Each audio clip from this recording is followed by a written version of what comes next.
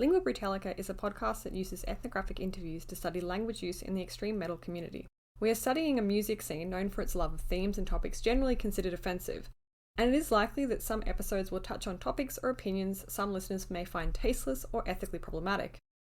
Ethnographic researchers aim to adopt the interviewee's point of view so that we can draw out and study the attitudes, beliefs, and practices that are important to them. We want to make it clear that in presenting these conversations here, we do not endorse any of their content.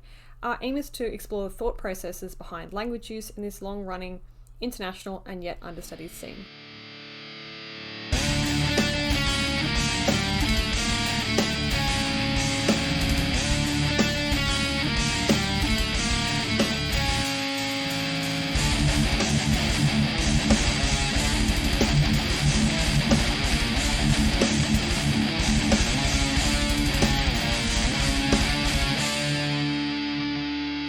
Hey everyone, welcome back to Lingua Brutalica with me, Jess Crook, and my co-host Wes Robertson. Hello.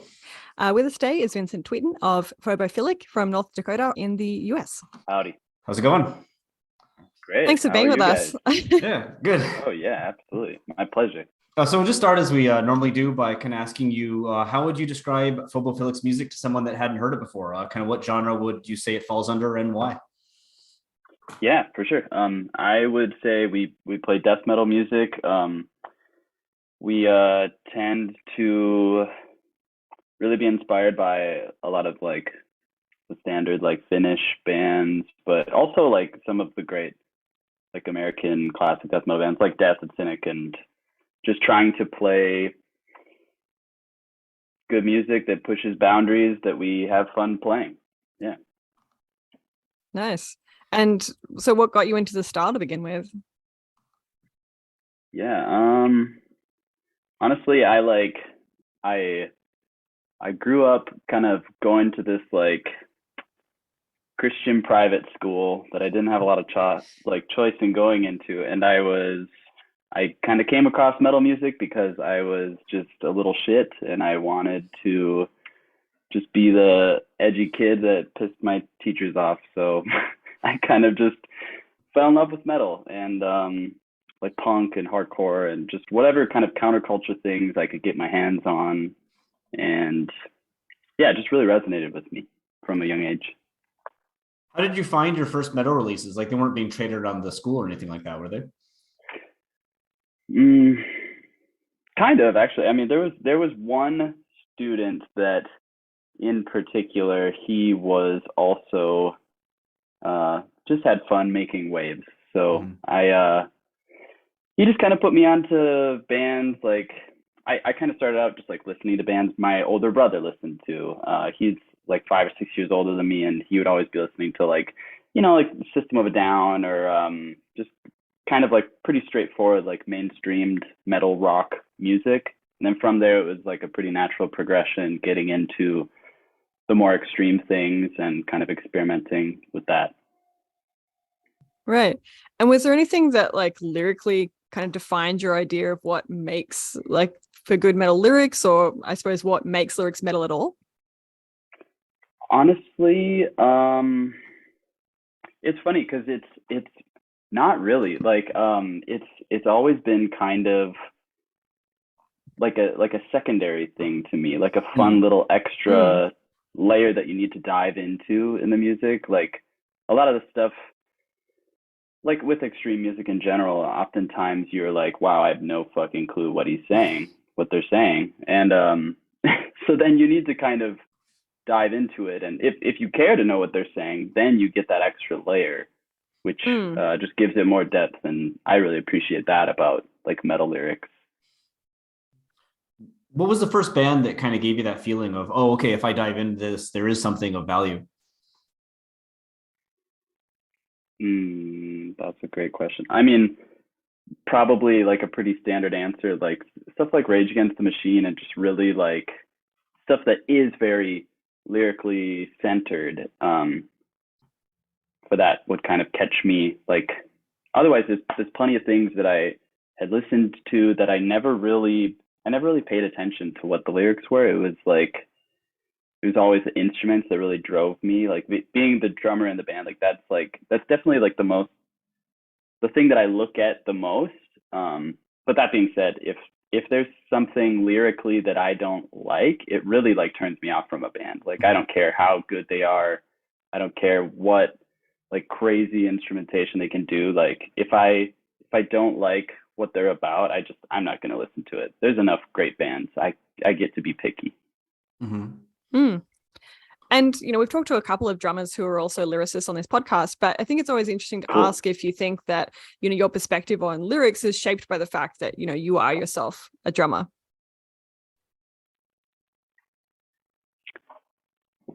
I guess I don't know. Maybe, yeah, I feel like I've kind of got a bit of an idea. Like I'll write lyrics and kind of have an idea of how they should like fit, like what's like the timbre of it, like the rhythm of the performance of it, like how it should fit to the riff or something like that. Like in a similar way that like playing drums is like that. Like you hear the riff and then you think like, oh, how could I expand upon this or like help it, So yeah, maybe a bit. Yeah, I suppose like because it's just like, do you think that you approach the lyrics then like in a different way than you would like, a typical vocalist or even guitarist, I suppose? I don't know. Sorry. I mean, maybe. I couldn't say because I can't like play a guitar for the life of me. Yeah.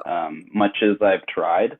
So I'm not sure how the perspective could be different, but I'd imagine just like the more rhythmic approach probably does show up. Is there any kind of freedom that comes from writing lyrics that you don't have to sing?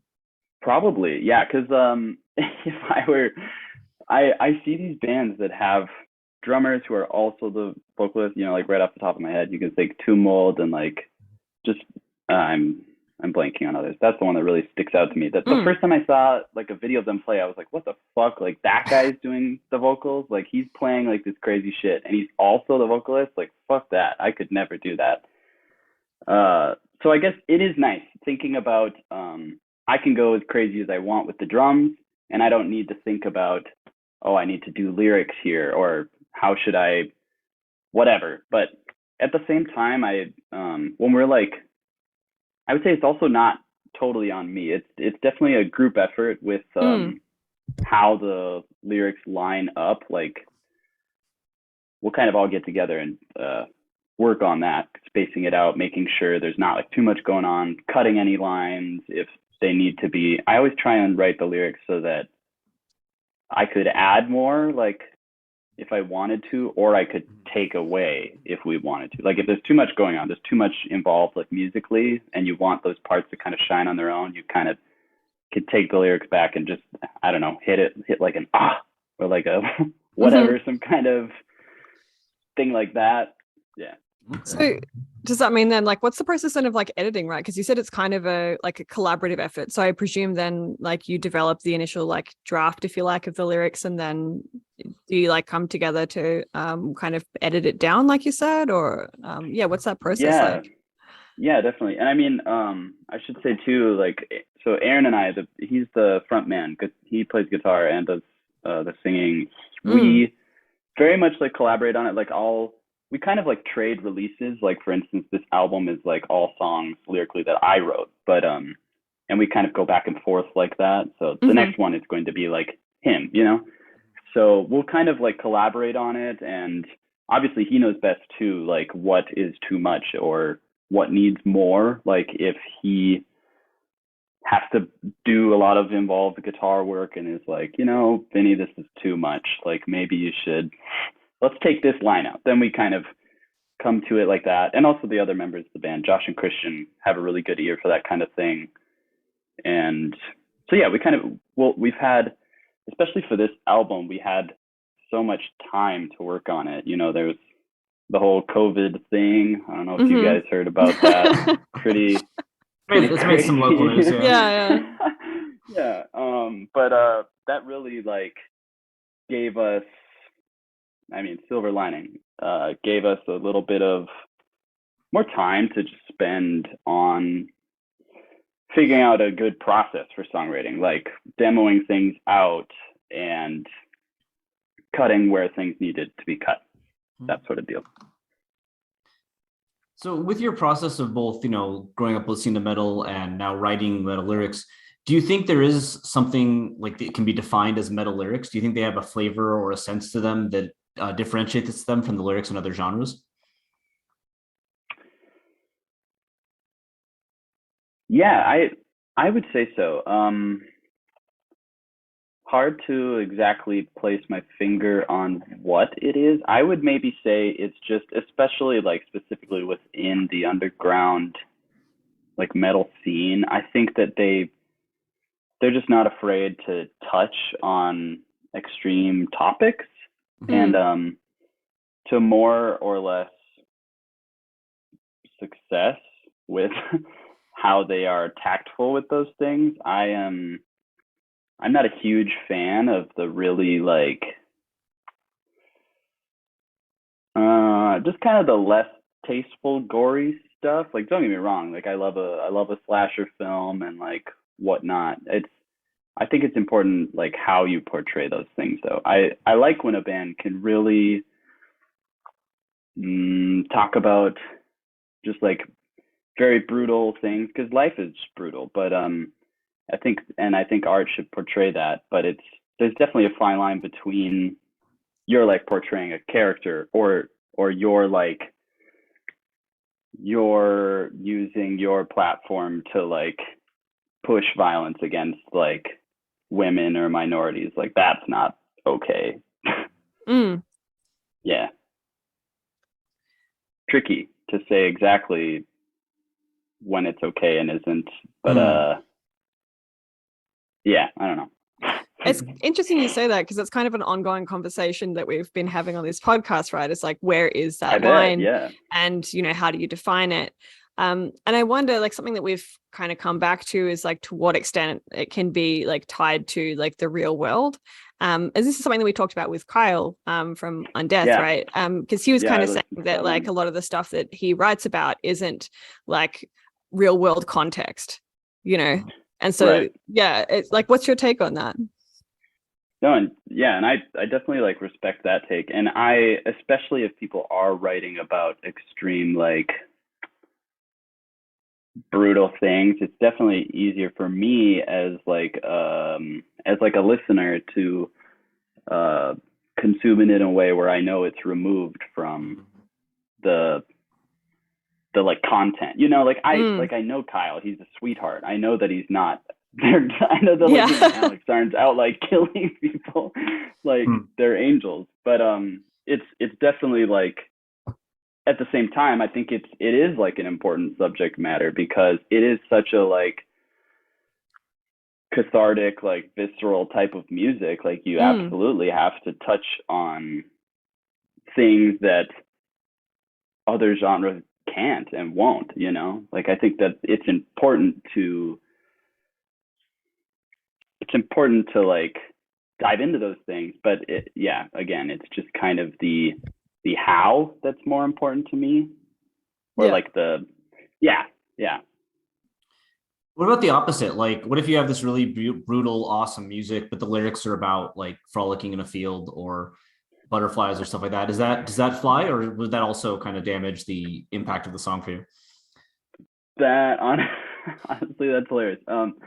I would probably listen to it. It probably wouldn't kill it for me. I know there's probably a lot of metal fans that would kill it for. Like, honestly, like kind of the first thing I thought of, like with the new like Death Heaven album, like I love it. I think it's beautiful. But there's this line in one of the songs that just like, it just makes me laugh, because I imagine just like diehard metal people who are just like, they're sitting in their room in like their battle jacket listening to this record, and they're just like pissed because he's singing about like dancing in like a muddy field, and they're just like, no, you can't do that. But to me, I'm like, oh, this is cute. Like, this is a nice song. I'm having a good time. And I also like, the new record they've done, I wouldn't call it like a metal record, but they absolutely have roots in metal, just funny to me. I'd probably listen to the Butterfly extreme brutal metal band. It sounds kind of sick, honestly. Areas to be explored. Yeah, it's nice that the genre still has new space to, cover after 4+ decades, right? Yeah, it's got to be coming. Like somebody's working on it.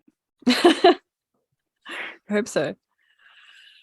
So when did you actually start writing lyrics? Like, was it when you joined this band, or have you been kind of doing lyrics on the side while practicing and learning how to be a drummer for some time now?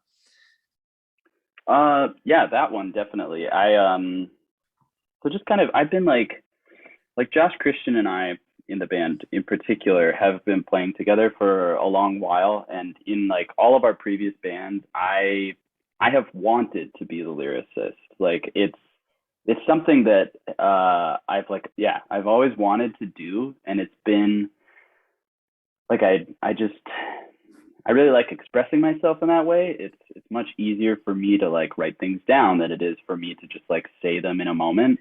Mm-hmm. So it's like, yeah, something I absolutely have been working on for a long time. And I, at all times, just like whenever we're working on material, I have like a few sets of lyrics that I'm like, which one do you guys think would work on it?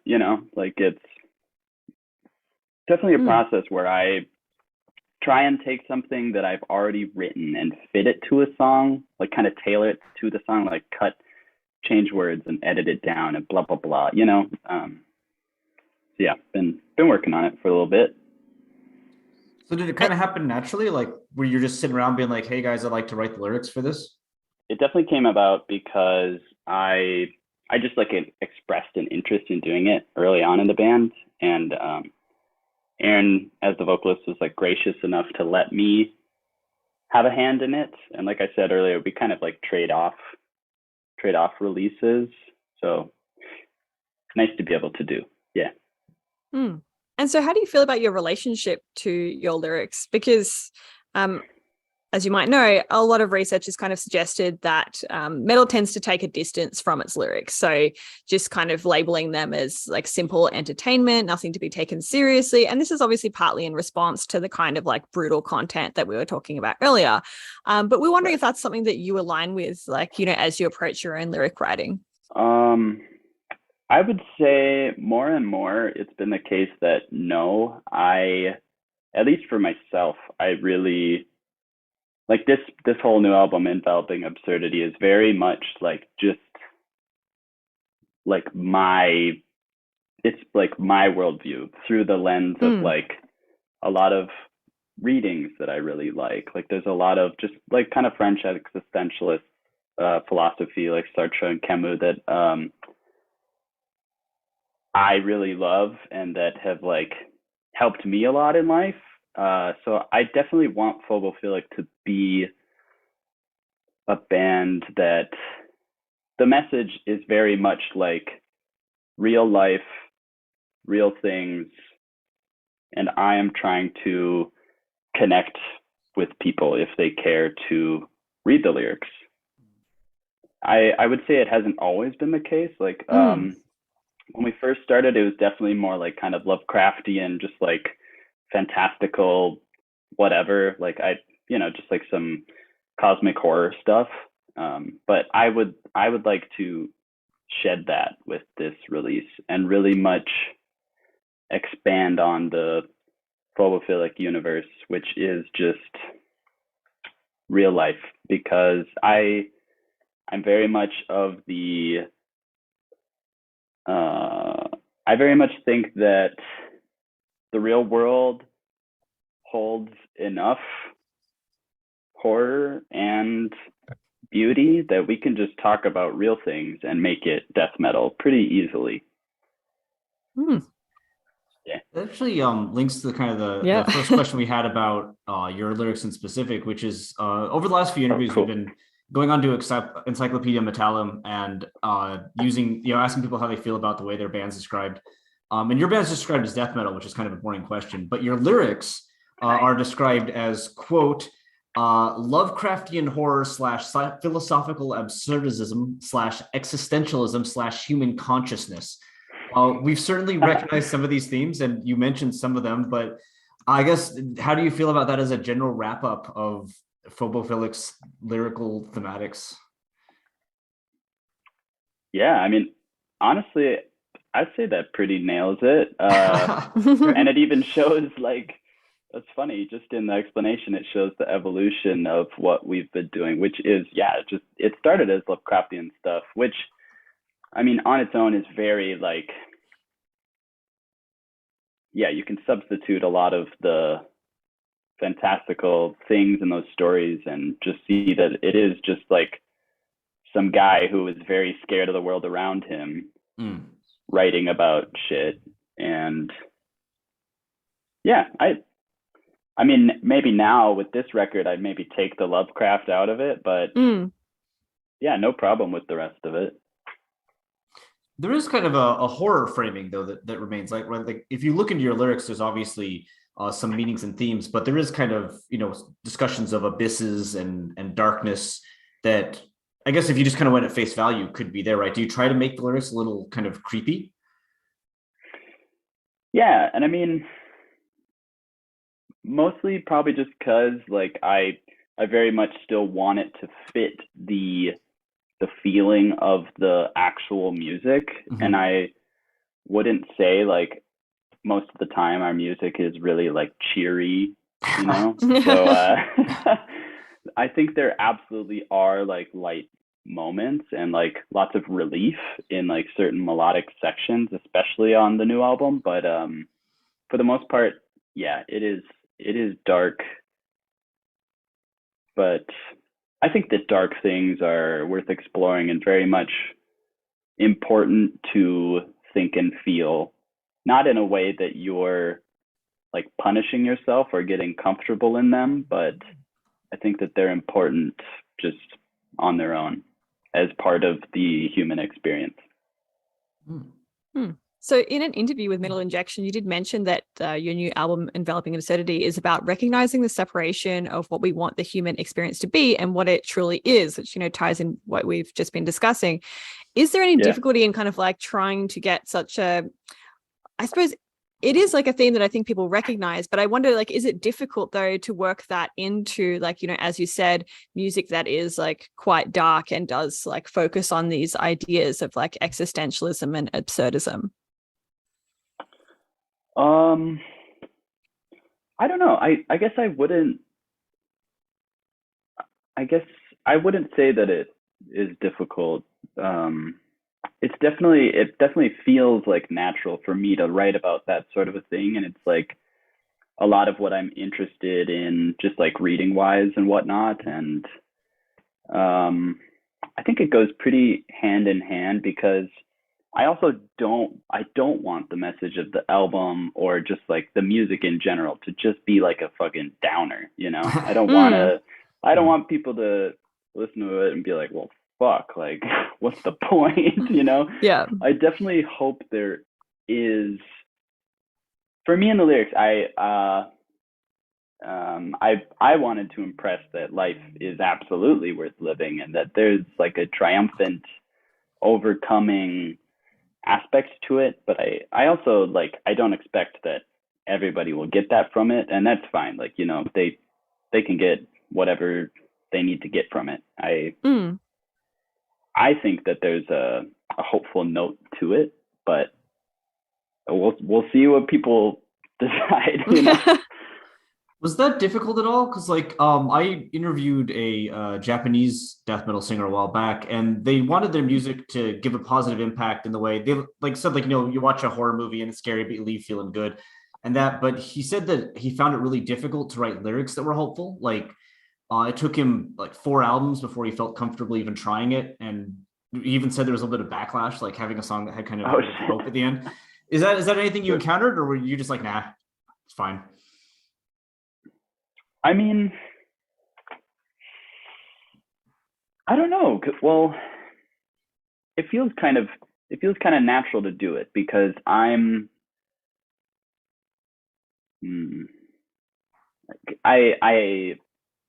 feel that way about life, you know, like as much as it can like kick my ass and put me down, like at the end of the day, I still want to live it, you know. I'm still here, I'm still doing it, so there must be something that's compelling me to keep doing it. And even with the music, like, even if, like, at face value you might think, well, like, this still sounds really dark, this I'm not getting a lot of hope out of this. I hope that somebody can still find it in there. There might be just glimpses of it, but sometimes that's just how life is, really. I mean, sometimes there are only just little glimpses of it, and the rest is just indifferent suffering. But we got to take the good when we can. Okay. So you weren't worried about, like, metal fans being like, I'm sorry, I can't, they can't have hopeful messages in your music. That's just not par for the course for the genre. Nah, I mean, if there's, like I said earlier, like, there's so much great music out there. Like, if it doesn't resonate with someone, they can just find a different album. They'll be okay. So you also have some songs that like seem to have quite like personal inspirations. For instance, like in the same interview that we mentioned earlier, you described the track "Those Who Stare Back at Us" as dealing with depression, the loss of friends to addiction, and coming to terms with survivor's guilt. As in the ending lines, gaze upon the faces, recognizing them all, welcoming their final embrace. But potentially this meaning could be obscured, we were thinking, as lines like gaze longingly into the abyss, wishing to join what cannot be understood could be simply seen as just a reference to like Lovecraftian unknowable horror, right? So generally speaking, we're wondering, like, did you write in a way that was intended to allow this kind of like alternative interpretation or potential misinterpretation? Or do you want to hope people to kind of unpack the quote unquote original meaning of what inspired the song? Oh yeah, that's a great question. I would say that song, as far as the, like, those who stare back, like, it's largely inspired by, like, Nietzsche's whole, like, you stare into the abyss, it stares back. But it's kind of, that song is definitely like a very personal one to me, because it's about, like, yeah, like friends, like, in particular, I had a friend, very full life of the party everywhere, who died tragically in a way that just was just, it's so stupid. Like, it's just like, it's just not fair. That's just how sometimes things are. Like, you don't get to make sense of it. It doesn't get to have like a feel good note. And as far as like the hopeful note of the album, that song definitely doesn't have it. That's that album is, or that song, I'm sorry, is yeah, definitely a bit of a bummer lyrically. But it's a journey. We get to the hope later. But second track, no hope there. You gotta just, that song. That's the suffering song. But I definitely did. It's also kind of got this note to it that's like a questioning. Specifically, like, I grew up in a quite religious family. Like I said earlier, like, going to a private Christian school, like, I hated it and I rejected it. And like, for a long time, I would consider myself an atheist. These days, I'm a bit less restricted with the definition. I don't think, I wouldn't call myself an atheist. I wouldn't call myself like Gnostic either. Like, I don't know what there is.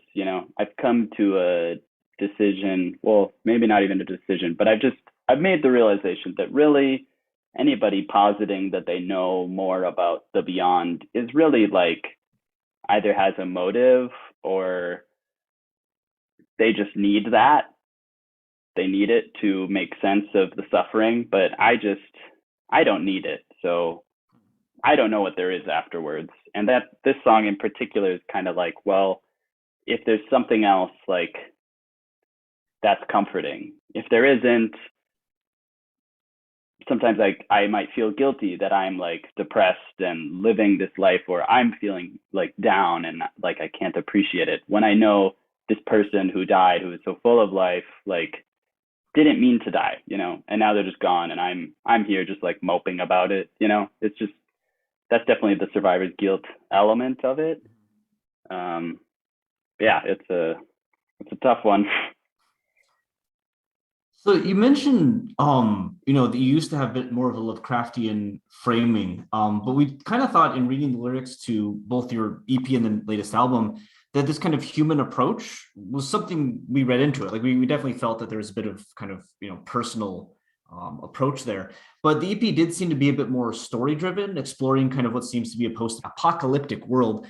And focusing on human consciousness kind of on the general level, but the lyrics in the new album are basically kind of more individual. Is that a change that you consciously went through? Do you kind of remember what's motivated this shift in perspective, or have we kind of misread things here?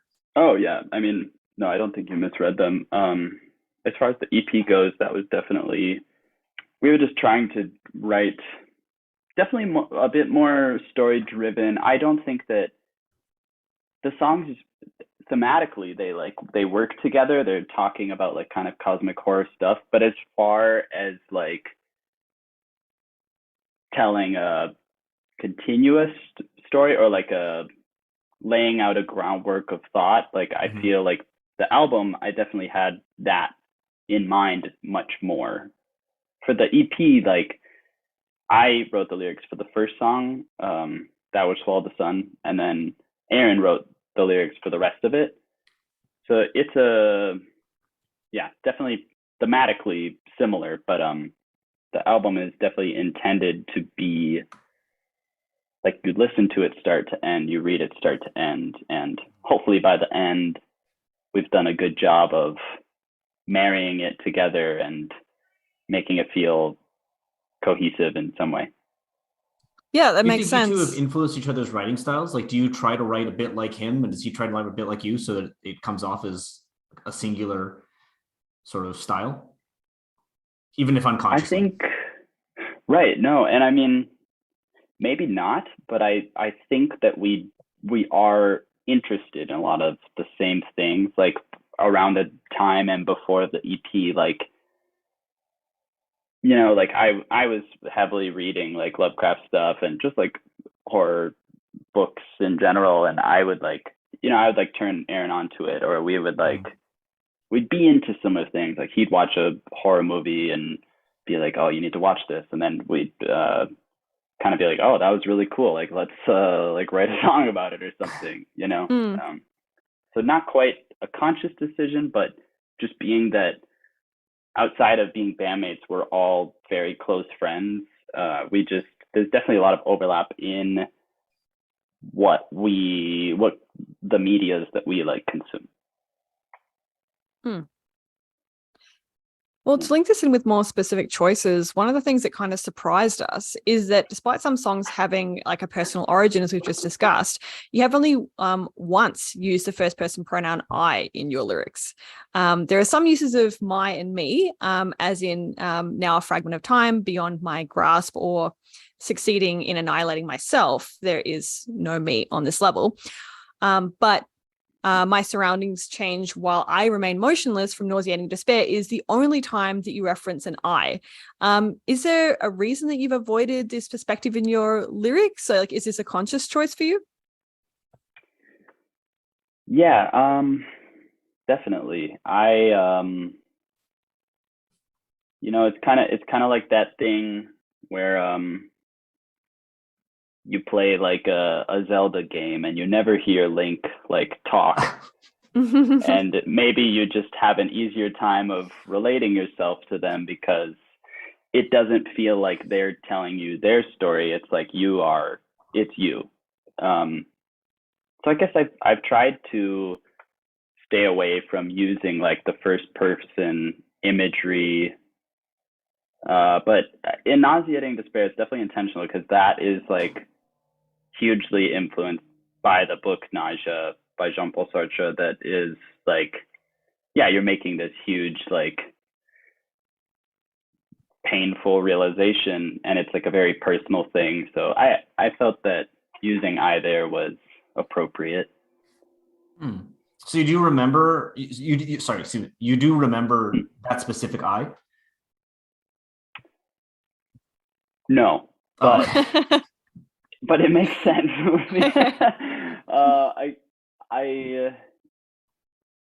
I can't say that like I remember using the word I, but I did want that song to be like more like from you're like the you're in the perspective of like the person in like, for instance, like in the book Naja, like it's largely like the book largely takes place like him just like internally thinking. Like he describes his surroundings and like what's going on, but for the most part it's like you are in the main character's head. And I kind of wanted to like do that a little bit for that song, if that makes sense. Mm-hmm. Yeah, for sure. And what about the use of the word we? Because that does appear a bit more often in lines like, this absurd human experience can only be corrected by suicide. Are we too condemned from enveloping absurdity? Or all we now know is fear. We cannot hold power here from diminished to unbeing, or no end in sight as we begin to see the pattern from synaptic vessel. From our perspective, your use of we tends to seem like it's referring to kind of everybody, like humanity as a whole. Is this correct? And if so or not, kind of what's your goal in sort of talking to everyone through a song?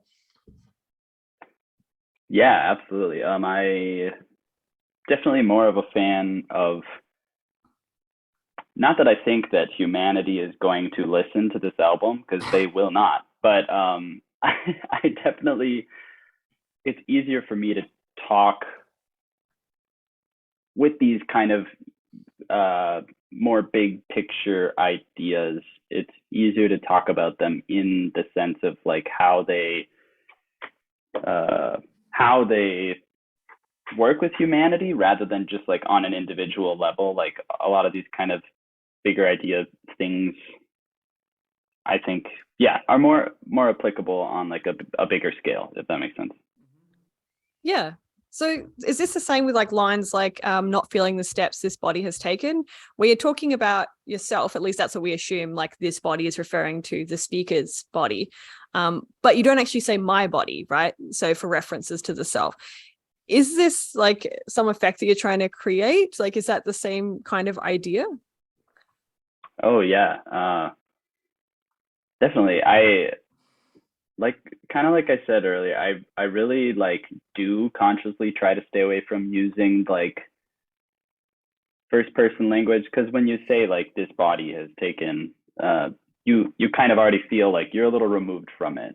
And it's like you're not involved with what the body is doing. And I would like for it to give the reader an effect where they feel like maybe it was their body, but now they're getting the impression like, oh, I'm like separated from it in some way, and I'm not sure why. Like that's kind of part of the whole like horror of it, I guess.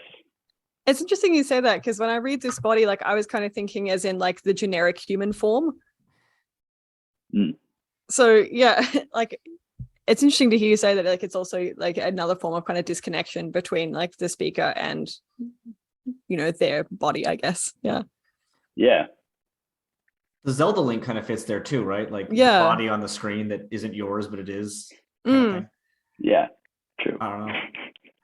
I like that analogy. I never thought of like a video, a song being like a video game where you're, you know, the character. But it is a really effective analogy though, because I suppose that is kind of what we're doing oftentimes when we're consuming like music and stories and stuff like that, is like looking from the character's perspective, like although we understand that it isn't ours. Right. You know? Yeah. But I mean, and like and that's like definitely a conscious choice. Like, is the game trying to make you feel like you are this character, or are you like able to just like keep yourself separate from it and view it as like, oh no, they've got their own story, like I'm not a part of it, you know? And I'm guessing from what you said so far, you'd like people who read your lyrics to kind of put themselves into the character in a way, right? To kind of keep the analogy going. Like you want them to find themselves, find a connection within the songs, even though they're written from your life. Is that correct? Yeah, absolutely. Like, especially with the new album, I'd really love for people to read the lyrics and like feel something, good or bad. Yeah. Speaking of that, with kind of, you know, the global perspective, and another thing we noticed in the use is that uses of we appear on 3 out of 4 tracks from the Undimensioned Identities EP, but only one song on the new album. Is this a change that surprises you, or is this due to the difference in like the mutual writing of the EP, or is it something that you did notice and you kind of maybe lost a bit of interest in? I would say probably largely because like the EP is very much like cosmic horror, like grand scale stuff. Like the first track is about some interdimensional thing showing up and just like eating the sun that we know, and then we all die. So like going from that scale of theme down to a more personal like lived experience in your head sort of story, I guess just with that comes the change from addressing humanity like when the sun is gone to on a personal level, like just recognizing the absurdity of living is definitely something that could affect everyone, but I think there are plenty of people who never will recognize it or just don't want to. I don't know. Well, speaking of like, speaking to the listener, right? For our last pronoun question, we found that there were 0 uses of you on your EP, but 2 on songs on the new album that appear to be talking to the listener or like directed towards the listener with lines like "you grasp at the veil, a layer rolls back, and you're met with just an existent" from Nauseating Despair. And "can there be true altruism when you're looking for reward? Can you exercise true charity if you expect heaven's doors?" from Cathedrals of Blood. What led you to incorporate the "you" in your newer lyrics? And did you have someone in mind when you used the word? Definitely for Cathedrals of Blood, that song is very much like a challenge to the idea that religion gives us morality. And kind of the point I'm trying to make, the "you" in that is definitely like people who think that without religion there wouldn't be morality. In Nauseating Despair, it's more of like, again, kind of using "you" in like a bit of a removed way. Like, it's kind of meant to be talking about anyone, really, not like someone in particular, but just a further removed I guess. Yeah, if that makes sense. I think so. It's interesting because we have talked to lyricists in the past, like who similarly like do want the listeners to kind of embed themselves like in the lyrics and like, see themselves like encountering the same kind of, trials and tribulations that are discussed in the song lyrics. But in a lot of those cases, though, we've seen like a much higher use of "you," which I think is interesting because that's completely the opposite from what we're seeing in your lyrics. Is there like anything that in general that kind of like leads you to avoid using "you" in most cases? I guess sort of. I feel like when in a lot of times metal music, you're like as the lyricist talking about like I's and U's, you're putting yourself as like a character in the story, and then the "you" is like the person that the story is happening to. And for the most part, I would like to, at least in the past, I was like kind of avoiding putting the I in it, and now the story is happening to the I. So there isn't really a lot of a point for there to be a "you" when it's like, it's mostly like internal stuff, as opposed to the more kind of cosmic horror stuff is like, it's happening to everybody. Yeah. Have you ever written a "you" that refers to like a specific individual that, is in your brain? Like, this song is about this person, or is that something you don't think you'd ever really want to do in your lyrics? That's a good question. Probably not with this band. I think I would only ever use "you" to address like a group of people with a mindset I disagree with. But if we ever start writing like love songs, then maybe. We'll see. Maybe like third or fourth album, we'll get into it. Great, we look forward to it. Okay. Yeah. I didn't expect it to go that way. Yeah. But yeah, We'll all right, love see. songs. Okay. Well, what's considered metal is ever expanding, right? Yeah, absolutely. Love songs about a specific individual. It sounds great. I mean, we talked about the butterfly thing, right? Maybe it can all come out in one. Yeah, why not? Be the change you want to see in the world, right? Mm. Absolutely. To move to something that isn't in your lyrics, speaking of butterflies and love songs, we noticed that you don't swear at all on any song, on any of the releases so far. And also, while there is some discussion of kind of horror and blood, there's not really any explicit gore. Are these two things things that you've consciously avoided in your lyrics, or are they things that just kind of haven't come out? I would say the gore thing is absolutely conscious. Like I kind of touched on earlier,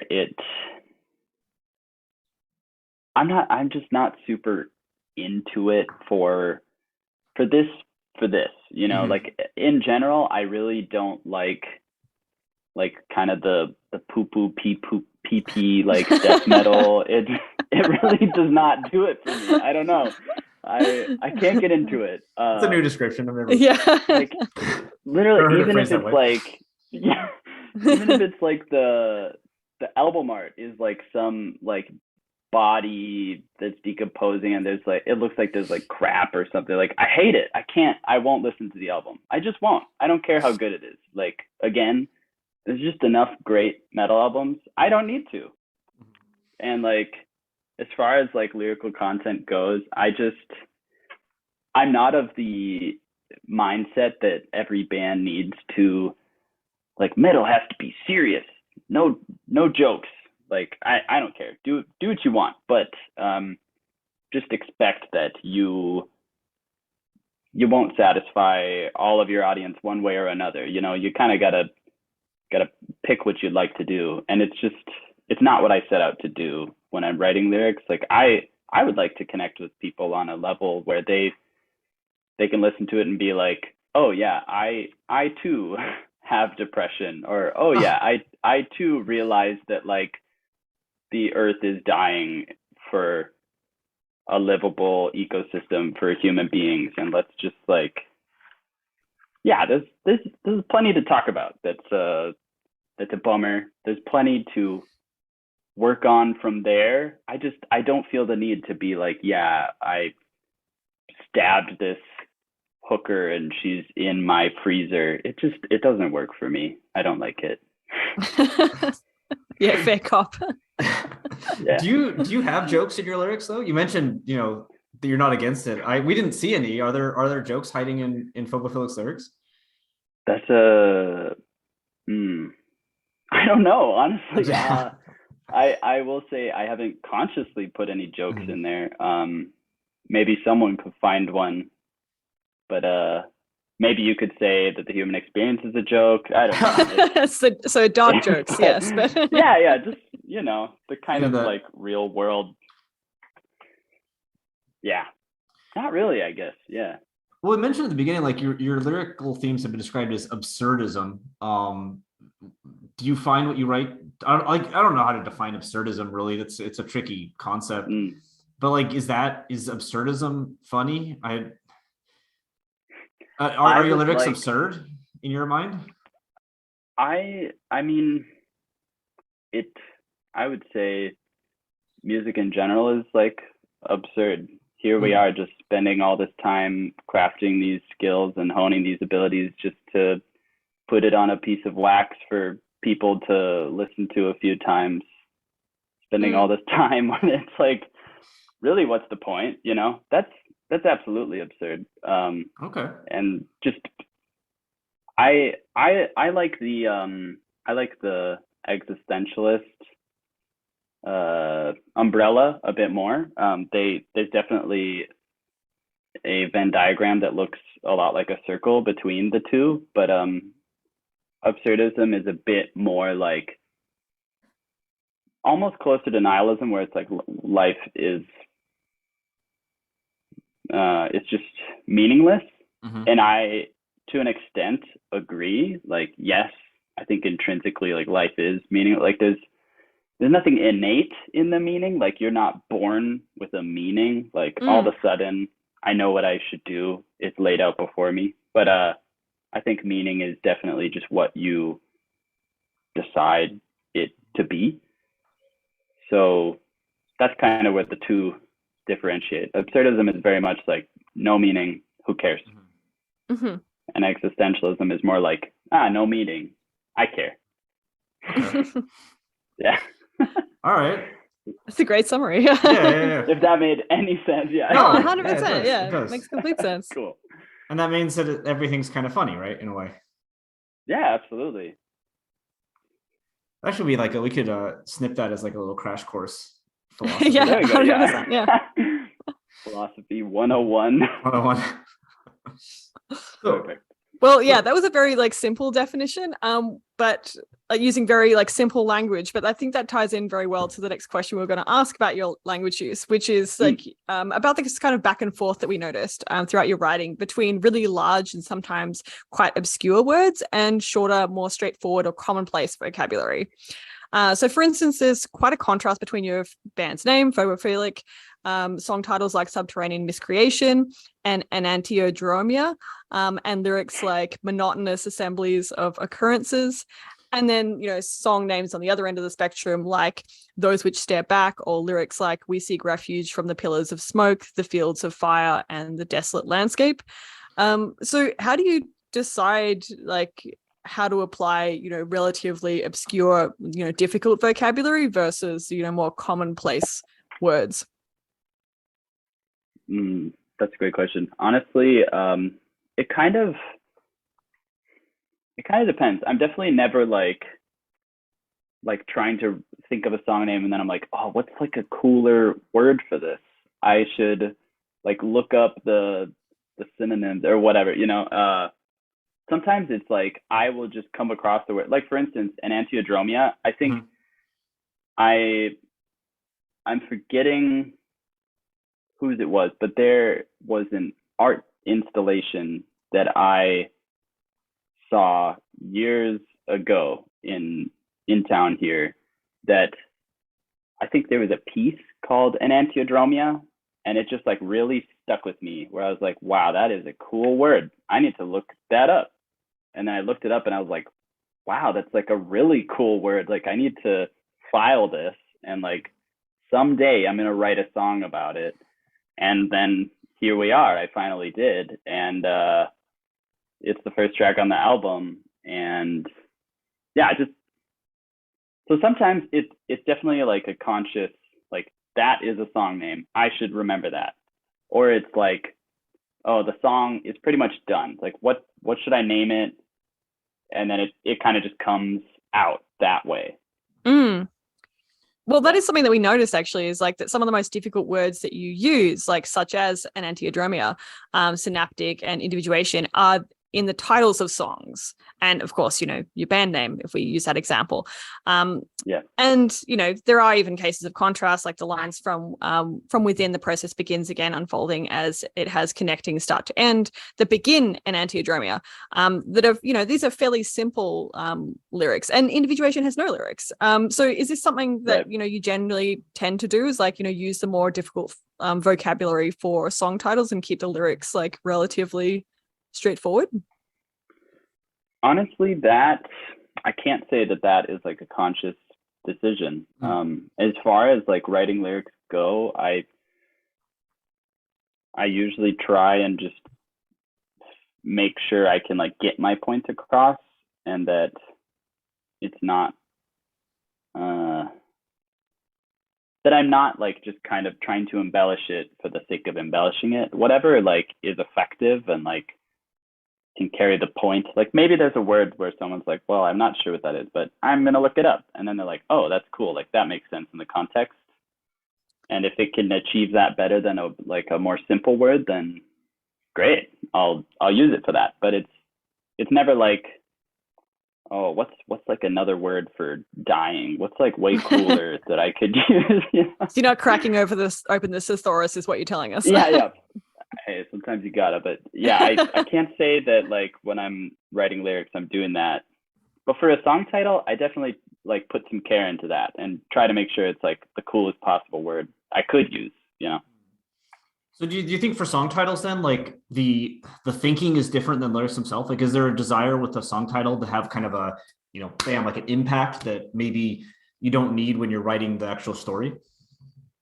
Absolutely. And I guess the biggest part that differentiates them is like with a song title, anybody who's listening to the song, they see the song title, you know? But with the lyrics, it's like, it's that added layer that if they care to check it out, they will. But otherwise, it's like they could go their whole lives never knowing what the lyrics to an Antiodromia are. But maybe they saw that word and they were like, wow, that's a fucking weird word. I'm going to look that up. Oh, it's really cool. Okay. Well, that brings me to something that kind of I've been thinking about as this interview is going along, and actually kind of links to the discussion of absurdism. But you mentioned throughout this interview that you have these kind of personal stories and you want to bring this personal connection through your lyrics. But while we're talking about this, we can't forget that we're talking about death metal. Yes. I've listened to the music; it's great. I don't have any idea what's being said until I read your lyrics. Is there like is that part of the absurdism? Is that the joke, or is that just something that you kind of have to accept in the genre that only some people will actually go the extra step to read the lyrics? I guess it's weird. I don't know how to frame it into a question, but is there a balance that you thought about as you write a personal song, like putting this effort to create a connection, and it might just sound like to somebody that doesn't bother to look it up? I guess maybe that is the joke. Again, it's not a conscious one, but sometimes jokes just work that way. I would say that as far as the like wanting to make a connection goes, I guess I'd want to make a connection too with the music. So if the music connects, then they will care for the lyrics to connect. But if the music doesn't connect, then it's just like a little extra layer that they'll miss out on, and that's okay. There's plenty of music that I'm sure they'll connect with better, and that's fine. But yeah, I don't know that it's an interesting question. I haven't thought about that. Well, actually, along similar lines, like we've talked to other vocalists about, the fact that quite often, although they put a lot of like effort into the lyric writing, it's something that's not necessarily accessible to those that don't go to the extra effort of like looking up what the lyrics are. If they just, rely exclusively on like the auditory input. And one of the things that Karina Otomo, the vocalist of a few bands here in Melbourne, said was that like she finds it easier in some ways to write kind of deeply personal lyrics, knowing that the like execution of the vocals is going to be a little bit obscure for some people, Yeah, that makes total sense. And also like lends again to that idea, like at least I don't need to like put my heart on display for somebody who like fucking hates the music, because if they hate it, they're probably not going to like look at the lyrics. But if they love it, maybe they're like, wow, I want to know what's the point of this song, And then I think they're ready to be much more empathetic than they otherwise would if they're like, this song fucking sucks. That's interesting. The empathy question. I'd never thought about that. So like does, if you were like, a pop singer or something, the lyrics would come off, mostly people could understand what you're saying. So there's no protection, right?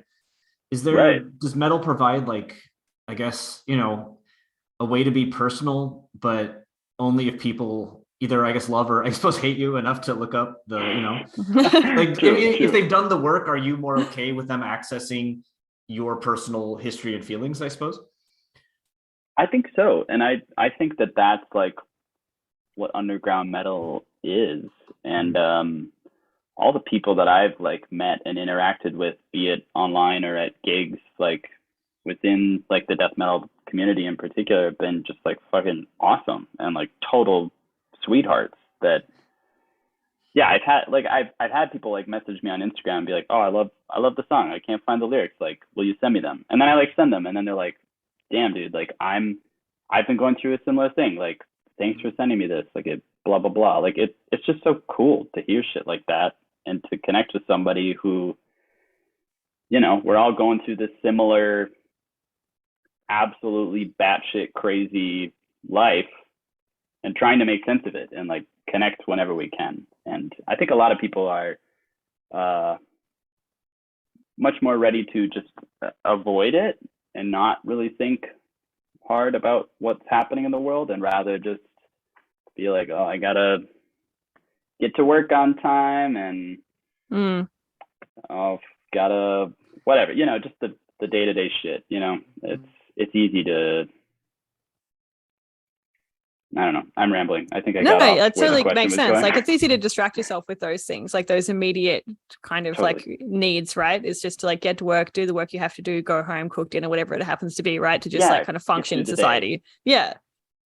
And death metal can help you get through that, I think. Absolutely. I'd like Or to at least think make so. you address the reality of it, right? Yeah, exactly. Yeah. Okay. For better or worse. Yeah. So Well, there's yeah. one thing that we've seen also in your lyrics that we haven't seen anyone else do, which is a quite heavy use of rhetorical questions. So we talked about Cathedrals of Blood earlier, about kind of the critique of religion, religious charity, and the idea that morality is linked to religion. But it has questions like, is morality a product of evolutionary need, or is it just fear and torment sharpened to a point by dogmatism? Or can you exercise true charity if you expect heaven's doors? Question. And kind of what inspired you to take this approach rather than simply statements like, you cannot exercise true charity if you expect heaven's doors?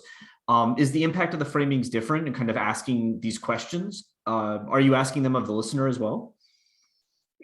Yeah, absolutely. I very much, I don't want to make a point from a fully decided point of view. Like, I don't want to be like, this is the fact.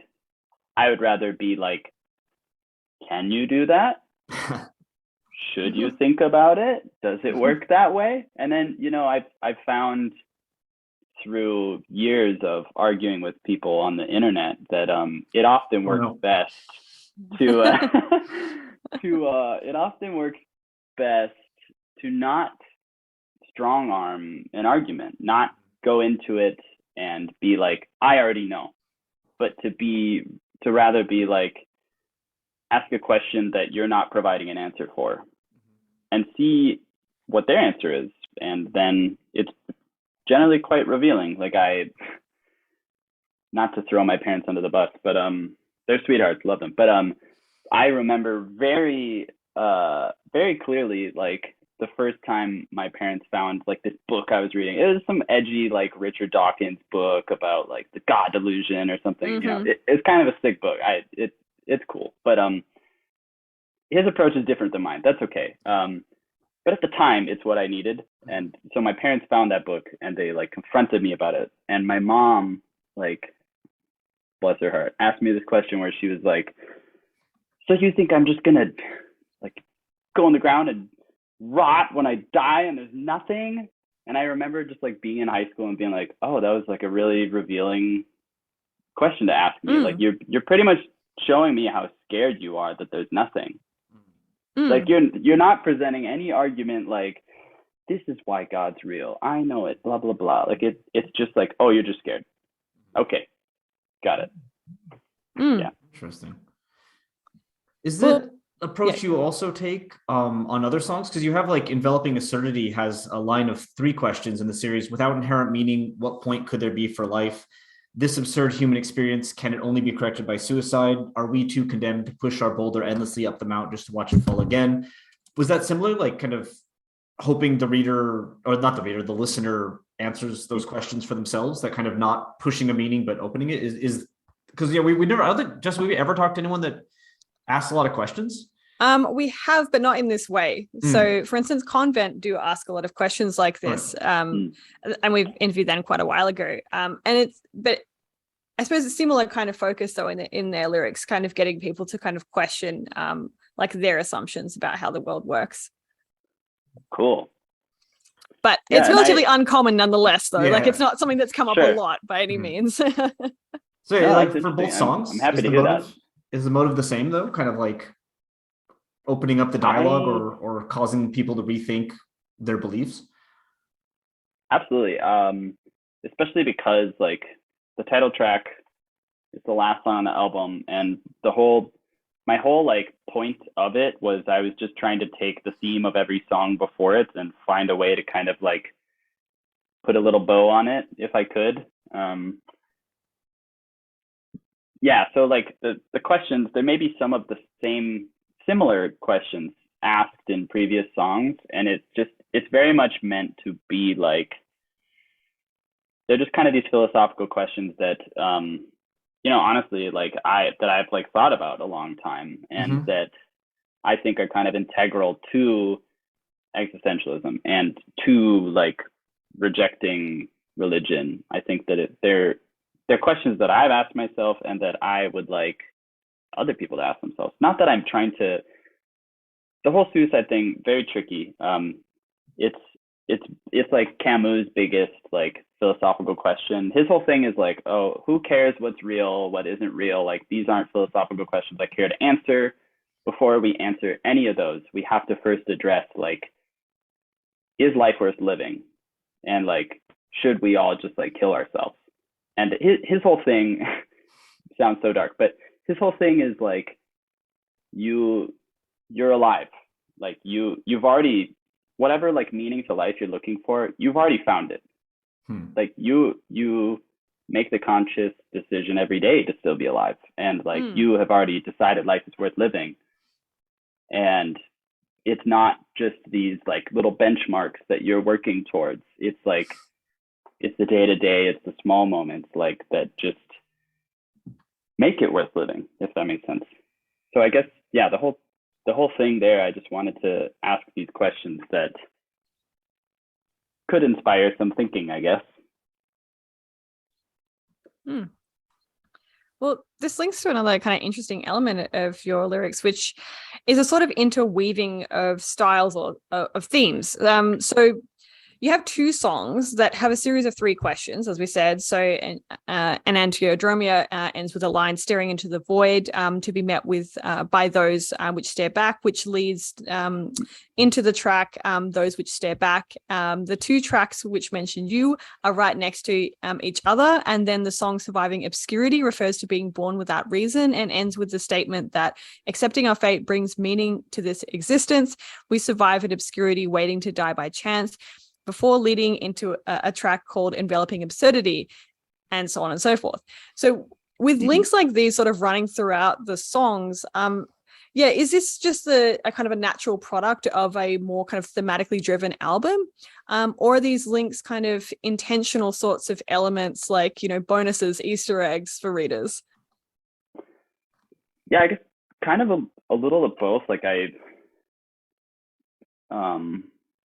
yeah, like especially with like you said, like Enantiodromia, into those which stare back, they were like lyrically written to be next to each other on an album. And I guess the approach that since we kind of had the time to take, we really wanted to write an album that was to be listened in its order, like very intentionally. Like I would love nothing more than for someone to sit down and listen to this album start to end at least once and just like give it a real go that way. And yeah, same with like Surviving in Obscurity into Enveloping Absurdity. Like I would like to think that they flow well together and that they should be listened to that way, in the same way that they should be read that way, if that makes sense. Yeah. When you finished lyrics for the album, did you kind of go back and make sure everything lined up? Was there a process of, I mean, musically obviously, but lyrically making sure that things fit in the right places? Were there kind of changes at the end to like float as an album, of lyrics? Yeah, I mean, definitely like song to song, I wanted to make sure like the point of the song lyrically fit the point of the song musically. Like I wanted the feel to be how the the lyrics feel, if that makes sense. And like Mhm. as far as them going together, like there were definitely a few that we didn't really have to move around a whole lot. Like I really did want an Antiodromia to lead into those of Stareback, because an Antiodromia is this whole thing. And for the poor listeners who have yet to look up the word enantiodromia, it's about just like the natural life cycle of anything. So like you can think just like death and rebirth is like the simplest, but it's I wanted it to start the album and then go into the next song, which is like a really dark song about death and the various ways of that, so that it would be like it starts the enantiodromia starts with the birth and then it ends and it leads into death. So it follows the cycle in the same way that the word is meant to naturally give you that. And just wanted everything to flow as best it could. Took quite a few revisions, but we got it done. We did the job.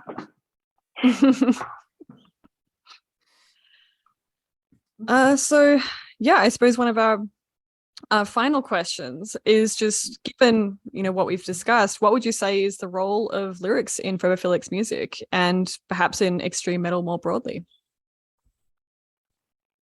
Yeah, I would say as far as extreme metal goes, I think there's a lot of contention around that question, and I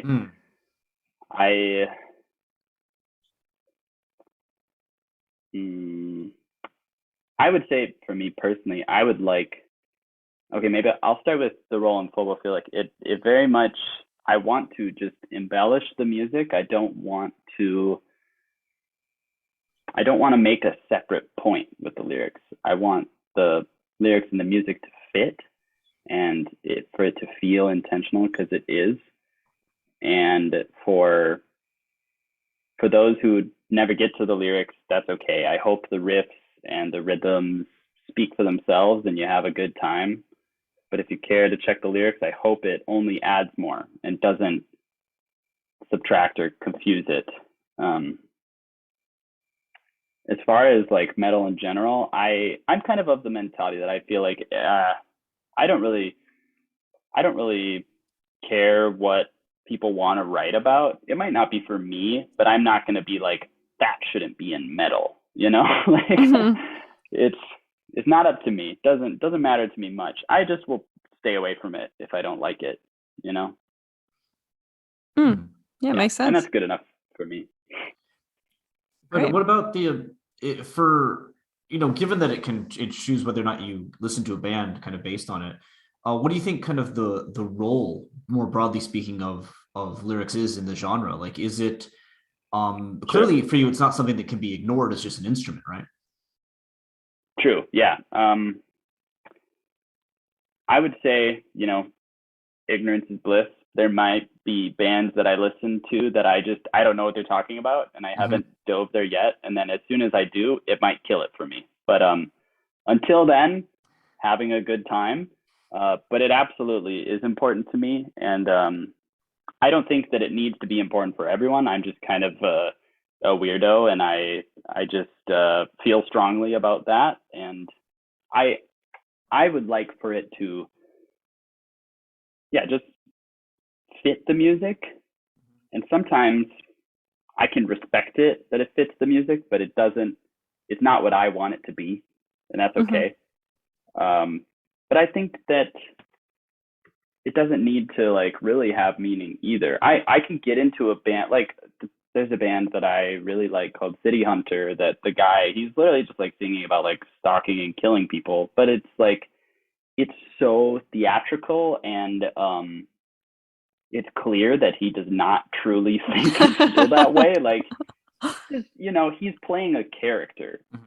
When it's clear to me that it's a character and that it's not like you are encouraging these things, I really have no problem with it. And I think that it can be cool how a horror movie can be cool. I'm not going to be like, this director, he might be killing people because in the movie here, or like an actor, I need for it to be clear that they're not encouraging these things. Yeah. Or that they, I don't know. Makes sense. Yeah. Do you think theatricism is in a way kind of I won't say necessary, but like key to meta lyrics as a practice? Not obviously to degrees. Not every band is Guar, right? But right. a little bit of like is there always kind of a little bit of a veil just inherently by kind of the way that the music is and the performance, like when Phobophilic is on stage or making death metal, that's obviously performed, the way the language is used is in a different way than you're chatting right now. Oh, for sure. Yeah. And yeah, I think so. I think absolutely there's a bit of room to be extra weird than you otherwise would be in your like day-to-day life. I definitely think I act different on stage than I do like at the bar, but but that's it's the theatrics, and I think that it's like an extra like fun thing to it. I think there's different levels to it too. Like, you say Guar, like obviously seeing Guar and seeing Phobophilic is like a very different theatrical performance. Mm-hmm. I think they've got it down in a way that's a bit different from us. Sure. Power to them, like that's sick. But yeah, it's slightly different vibe. totally different. And but I think it really lends to that type of music. Like, I wouldn't want to see Guar if they didn't have those outfits. If I didn't get covered in blood, totally. Like I wouldn't go to the gig. I don't know. Yeah, I no offense to Guar, but I've seen them twice, and it wasn't to check out a certain song. Fair, yeah. It's such an immersive experience. Like, I haven't seen Guar. I've seen like videos of them play. I'm like familiar with the band. Yeah. They definitely are having a lot of fun. Yeah, and I love that for them. So we've never seen Phobophilic live, but you're saying if we go to your show, it wouldn't be a similar kind of thing. Not the same experience. No. There might be some fog. Okay. We're working on the blood and the pyro. Okay. It's expensive, but we'll get there. Yeah, maybe we'll all have costumes like in a couple albums. Yeah. Sounds great. Well, speaking of such things, do you have any shows coming up that you wanted to promote? Right now we're kind of just working on getting like a tour set up. Nothing really set in stone. We're really just we'll have like a hometown show here in Fargo, North Dakota after the album is released, just kind of like an album release show, and really looking forward to that. We'll play the album beginning to end, and just cool. So now we're just doing the album rollout, and nothing booked at the moment, but very excited to be getting back to it and hit the road as much as we can. Like I'd love to just like quit my job and fucking tour. That's the dream. That'd be dope. Yeah. Yeah. We'll see, but yeah. So where can listeners kind of keep up with any updates to your tour or releases? For sure. Yeah. We post we're pretty active on Instagram and Twitter, and I would, if you just look up Phobophilic, I don't think there will be many accounts to confuse us with. You might, we have a Facebook too, but I would say, Instagram is probably the best way to kind of keep up with us, see what we're up to, any announcements, that sort of thing. And for checking out your music, would you recommend your Bandcamp page or? Yeah, Bandcamp, Spotify, Apple Music, whatever you're into, really. Doesn't matter to me. If YouTube, whatever, go crazy. Okay, sweet. We'll put some of those links in the description. Yeah. Wonderful. Thank you. Awesome. Thank you so much. It's absolutely delight to talk to you. This has been really fun. Yeah, really interesting. My pleasure. Thank you so much, guys. Yeah, thanks for having me on and letting me babble. It's been really fun. It's been very interesting babble. So yeah. Appreciate we can't it. wait to hear the new album. It sounds the singles have been great. So looking forward to hear as you said, to actually check it out from start to finish, get all Yeah. the way through it. For sure. Hell yeah. Thanks, you guys. Stoked for it. Cool. Cool. Cheers. Cheers. All right. Anyway, Thank you very much. yeah. Thanks. Thank you so much, guys. Have a good evening. You too. Yeah, you too. Thank you for listening to Lingua Italica. We hope you enjoyed it, and we hope you stay tuned for our next episode. Before we leave, we just wanted to acknowledge that this podcast is recorded on the unceded lands of the Wurundjeri people of the Kulin Nation and the Gadigal people of the Eora Nation. We pay respects to their elders, past, present, and emerging.